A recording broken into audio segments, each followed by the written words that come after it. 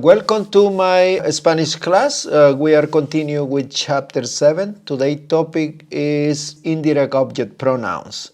And today, if you remember when we studied the direct objects and then when we review the reflexive pronouns, I asked you to, in a piece of paper, to copy the direct object pronouns, then the reflexive ones. Today you can finish that page adding the indirect object pronouns. I will start with that, and then I will go slide by slide. The indirect object pronouns are me for yo, te for tú, le for the third person singular, él or ella, nos for nosotros, os for vosotros, and les for the plural third person, ellos, ellas, and ustedes. Now you have the complete chart. You have the indirect object pronouns, me, te, lo, la, nos, os, los, las. You have the reflexive ones, me, te, se, nos, os, se. And now you have the indirect object pronouns, me, te, le, nos, os, les. Now, an indirect object is the person that receives the direct object sometimes, or the person that receives the indirect objects. Sometimes it's difficult to differentiate, are you getting the direct object or are you receiving the action of the verb, right? So there are many ways to go here.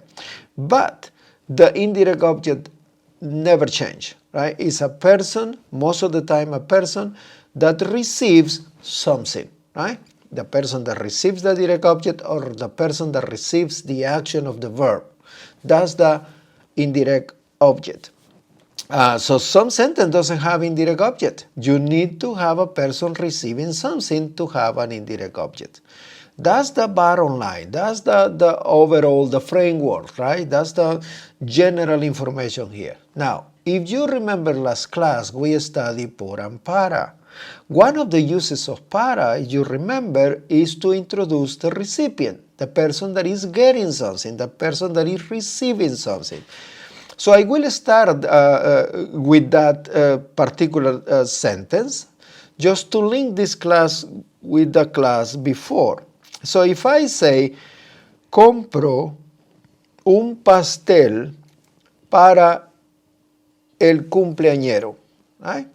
Compro is the verb, right? Yo is the subject, is implying the verb. Compro, what?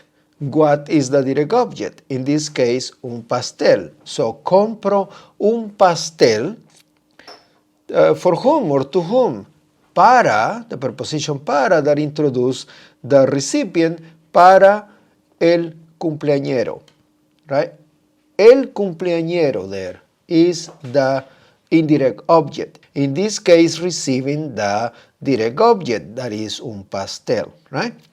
That sentence, that type of sentence with the preposition para do not require the indirect object pronouns. They are kind of like self-contained. They are round. You don't need to do anything else. You can compress the sentence with double substitution, but we will learn that later on, right?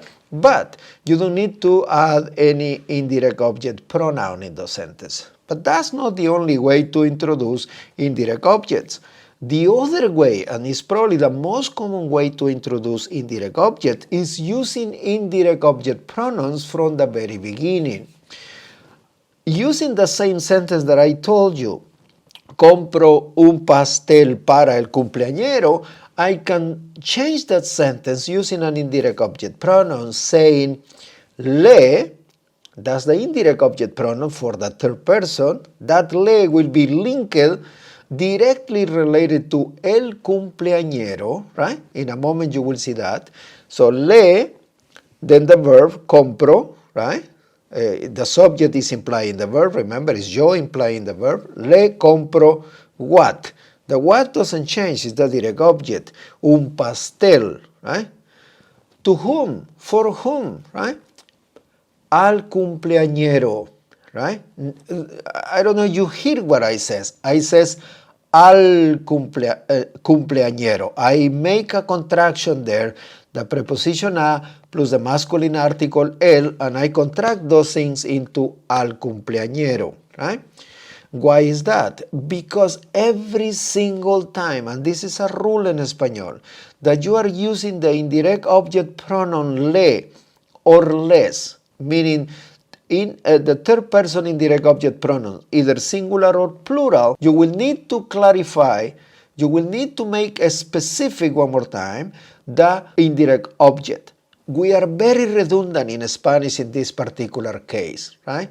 So the le is not enough, doesn't carry enough meaning in a sentence. You will need to clarify the recipient, even though you may say, well, but it's a third person, right? Yes, but it can be a third person singular, feminine or masculine. That le can introduce a lady or can introduce a gentleman. So you need to clarify the sentence. So if I say, le compro un pastel al cumpleañero, or le compro un pastel a mi hijo, in that second sentence you are able to hear the a alone because there is no masculine article. Le, indirect object pronoun, compro the verb, un pastel the direct object, to whom, a mi hijo, right?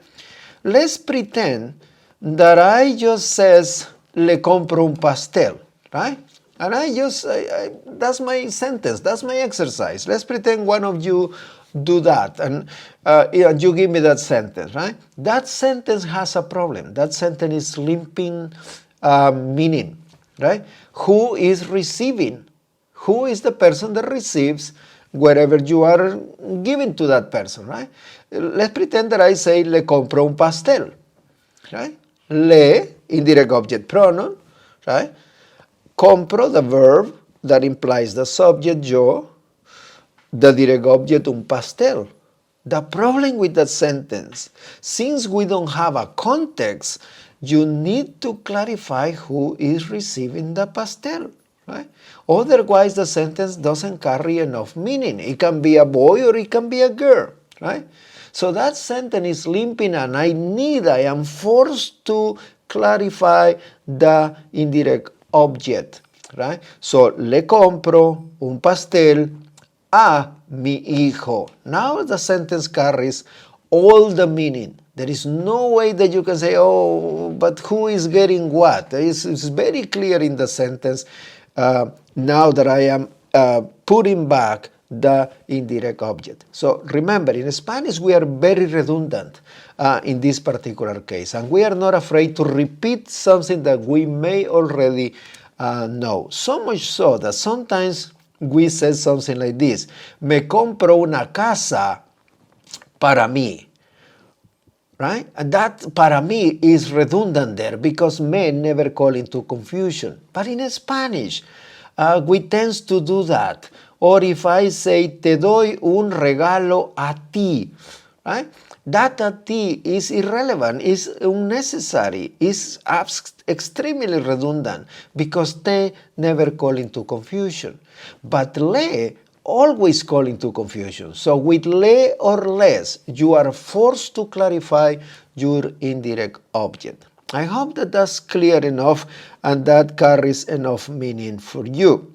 Now, this is the bottom line. This is the whole thing. If you are able to understand this, we make a great progress. So remember, if you are using indirect object pronoun, especially a third person singular or plural, le or les, right? You need to clarify the indirect object, and that clarification has to come using a, right? Biosa le da un abrazo to whom? A su mamá, right?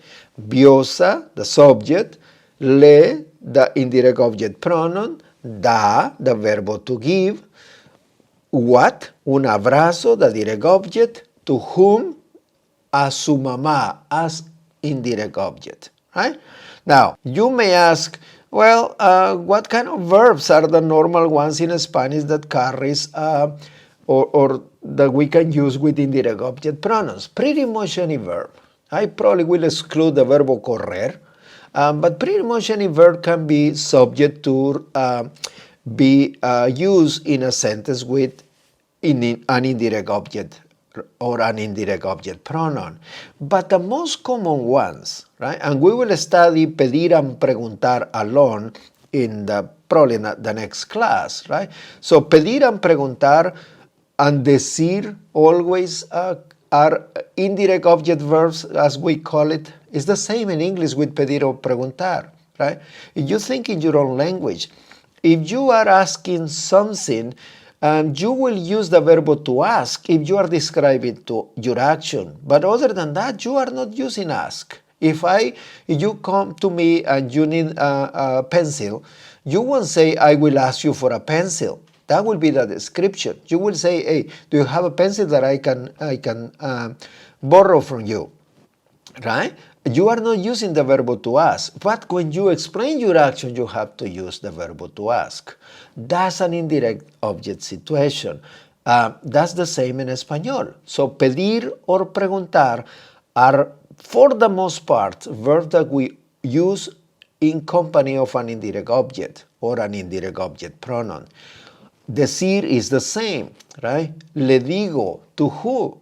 To whom, right? Unless you are making a general statement, digo la verdad, and you don't put a person that received the truth there, is possible. But in general, you are telling something to somebody, and that somebody is the indirect object. So, pedir, preguntar, decir, right? Dar, comprar, vender are very common verbs that you can use with indirect object situations.